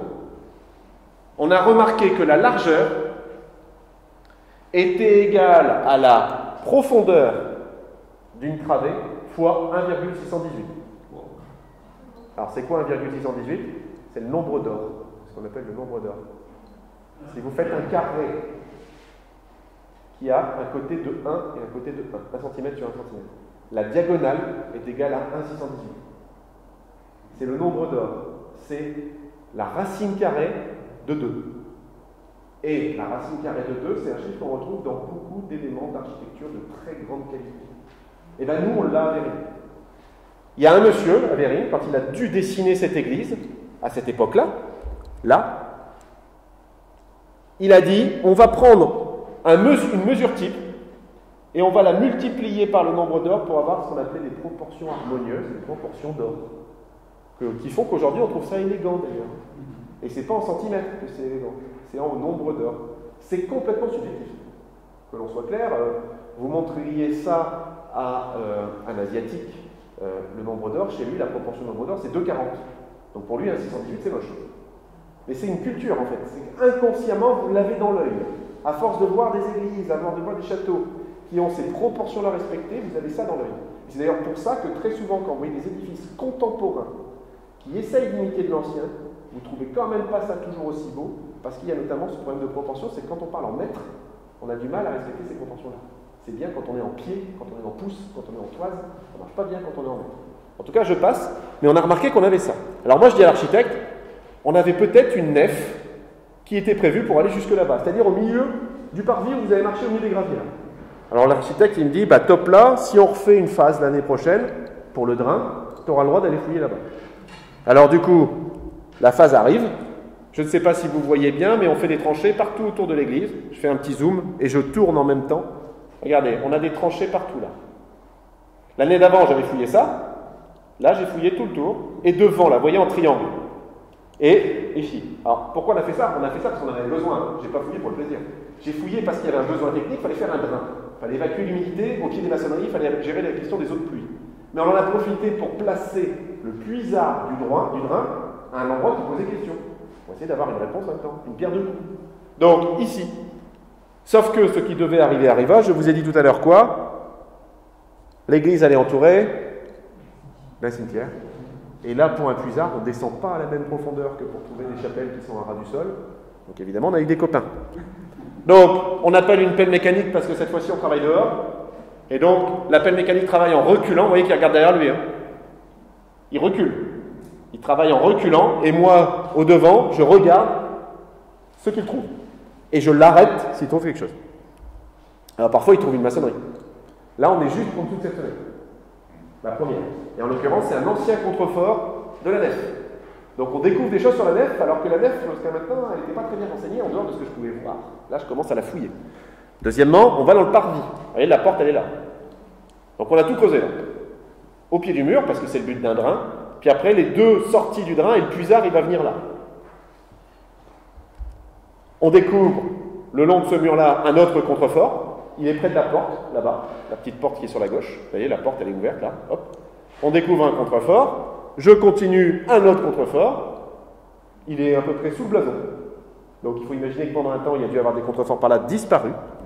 Ils sont plus vieux que l'église actuelle, en fait. Hein. Les contreforts que j'ai trouvés là, ils datent de l'ancienne nef. Celle dont je ne sais rien. Celle qui n'existe plus. Et puis, quand je regarde, le problème, c'est que j'ai un contrefort qui en dessous, j'ai quoi? Un autre mur. Je regarde mon mur et je découvre quoi? Bah, c'est encore un plus vieux contrefort. Plus bas, d'ailleurs. Hein, le sol monte, je vous l'ai dit. Donc, à chaque fois qu'on trouve des choses, ils ont été cassés au niveau où eux marchaient au moment où ils l'ont cassé. Mais comme ils ne marchent jamais aux mêmes époques, c'est pas cassé au même niveau. Donc, je trouve plein de contreforts. Bref, je commence à avoir une infection qui n'est pas terminée, donc vous ne verrez pas de dessin pour ça sur la nef. J'en suis à 5 phases. J'avais déjà cette phase. Je suis à 5 phases et je ne vous parle pas du décor. Donc c'est pour vous dire qu'on n'est pas couché. Et en l'occurrence, qu'est-ce que je vois dans le contrefort? Des pierres curieusement rondes, des pierres curieusement tauriques. Je ne sais pas si vous voyez qu'elles ont des formes un petit peu curieuses. Les pierres qui composent les contreforts détruits sont elles-mêmes des pierres taillées qui viennent d'une structure plus vieille encore. Or, vous avez bien compris, j'ai ce mur-là aujourd'hui. Les contreforts dont je vous parle sont plus vieux. Et bien dans ces contreforts, il y a encore quelque chose de plus vieux, en kit, réutilisé, comme il y avait des choses réutilisées dans ce mur. En gros, je suis en train de trouver des indices de l'église médiévale dans un contrefort qui n'existe déjà plus, collé sur une église qui est elle-même 17e siècle. C'est pour vous dire l'emboîtement qu'on a sur une église comme ça. Ah, je vous le dis, hein, m'envoyez pas dans votre église de village parce que... Ouais. Alors après, on en profite pour étudier un peu la nef et regardez, ça c'est le mur aujourd'hui, au-dessus du sol. Et la fondation ancienne n'est pas du tout construite comme le mur, mais ça peut être possible. On peut faire la fondation différemment de l'élévation, c'est pas forcément gênant. Mais moi, je peux prouver qu'en fait, c'est pas non plus la fondation qui était prévue pour ce mur, donc elle est bien plus vieille. Mais surtout, j'ai un deuxième niveau de fondation. Cette fondation-là, c'est pas la même que celle-là. Elle est notamment moins saillante. Et donc, j'ai bien une fondation, une deuxième fondation, en 3, une élévation. J'ai bien au moins 3 phases, rien qu'en regardant le mur depuis l'extérieur. Et ce qui devait arriver arriva. Vous voyez qu'au fur et à mesure qu'on avance, on rebouge derrière nous parce qu'eux, ils installent le drain. Hein, parce qu'on avait un problème de gestion de terre. C'est bien gentil de fouiller dans une petite église qui est au milieu des maisons, mais à un moment, la terre, on ne sait plus la mettre. Donc on a commencé à reboucher derrière nous avant qu'on ait fini de fouiller devant nous. Ça, c'est très embêtant pour l'archéologue parce que ça veut dire que j'ai jamais de vision d'ensemble. Je commence à reboucher avant d'avoir fini.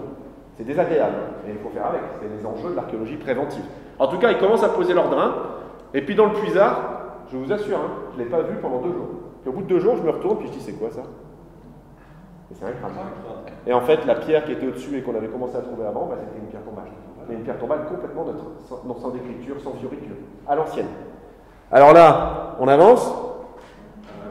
Des pieds, des vertèbres, le crâne il est là. Des bras, une tranchée, pouf, pouf, pouf, pouf, pouf, puis tous au même niveau. Hein. Je peux vous dire que celui qui gérait le cimetière, c'est pas un rigolo. Hein. Tous au même niveau, quasiment au centimètre près couchés au même niveau. Tous dans des fosses qu'on n'a pas pu voir, parce que souvent on aime bien trouver les fosses, parce que les fosses nous renseignent, notamment parce que les fosses se recoupent. Donc on est capable, comme ça, si on arrive à noter un squelette, de dire celui-là est plus vieux, celui-là est plus jeune. Ça marche comme pour les murs, ce que je vous expliquais tout à l'heure. Donc malheureusement, on n'a pas pu trouver les fosses parce que le remblai est tellement homogène que ça n'a pas informé directement. Donc ce que vous voyez, c'est des paires de jambes. Puis là, vous voyez quand même une vertèbre, puis vous voyez les bras, ils sont comme ça. Hein, on devine les bras repliés au devant. Tac, il est dans cette position. Donc, là, m'aider, j'appelle ma collègue anthropologue, parce que moi, si je vois les squelettes, c'est bien simple, je mets un coup de pioche dedans, ça ne m'intéresse pas. J'aime pas du tout ça. Le premier squelette que j'ai trouvé à la cité d'Albania, quand j'ai fouillé en 2012, bah, je l'ai malheureusement cassé, et ça m'est resté, vous voyez. Et il faut comprendre qu'on a un rapport à la mort qui est très différent quand on fouille des squelettes qui ont 700 ans et que c'est notre job au quotidien. Il y a des gens qui fouillent 10 000 squelettes dans l'année. Donc, c'est un travail systématique. Moi, ça ne me plaît pas. Ça ne me plaît pas parce que ça demande beaucoup de méticulosité. Ça ne me plaît pas parce qu'on a une obsession du rapport à la mort scientifiquement qui pose problème. Je le dis et je le répète, mais par exemple, quand on vous parle, Je vais parler de Stéphane Verne. Quand Stéphane Verne vous parle des pharaons, uniquement à travers l'étude des tombeaux des pharaons, on ne comprendra jamais la civilisation égyptienne. C'est pas vrai. Croire que c'est par le prisme des morts qu'on va comprendre l'extrême diversité du monde des vivants, c'est pas vrai. Et le problème, c'est qu'on a la même obsession. D'ailleurs, l'archéologie occidentale, en Europe, est née aussi de cette obsession de la mort. Quand on a un squelette, on a des protocoles de travail différents, des protocoles de fouilles différents, parce que ça nous touche. Et je le comprends, je ne vais pas lutter contre. Mais moi, ça m'agace. Bon. Donc, en l'occurrence, c'est ma collègue qui s'en charge. J'appelle Danaël, est-ce que tu peux venir? Elle débarque en urgence, elle fait ce qu'elle peut. Il faut comprendre que fouiller dans une tranchée de 60 cm de large et être obligé de prélever les os, consciencieusement, parce que le but, c'est pas de faire n'importe quoi, c'est quand même des gens qui étaient là. Et puis essayer de les comprendre, parce que pour nous, c'est des indices historiques, etc. Ça demande un protocole particulier. Sauf que la moitié des os sont pris dans les parois, donc en plus, on va être obligé d'étendre les parois, sauf que plus vous étendez les parois, plus vous retrouvez d'os. Donc en fait, il y a un jeu là un peu compliqué à gérer, et tout ça avec un timing serré. Il y a un moment, la mairie paye, on a quand même un enjeu de temps. En plus, là, on fouillait en plein hiver. Donc on passait entre les moments de pluie et les moments de neige. Donc, et dans la boue, il y en a qui s'en souviennent. Donc ça a été compliqué. Mais elle a réussi à faire les prélèvements qu'il fallait. Et évidemment, elle a une étude ostéologique, c'est-à-dire qu'elle va réussir à caractériser les hommes, les femmes, les âges.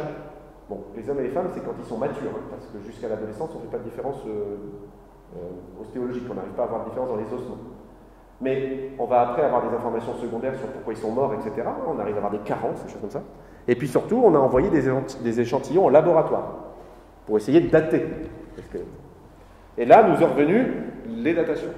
Et vous voyez que sur les 5 squelettes qu'on a envoyés en datation, il y en a 3 qui datent entre 1300 et 1400.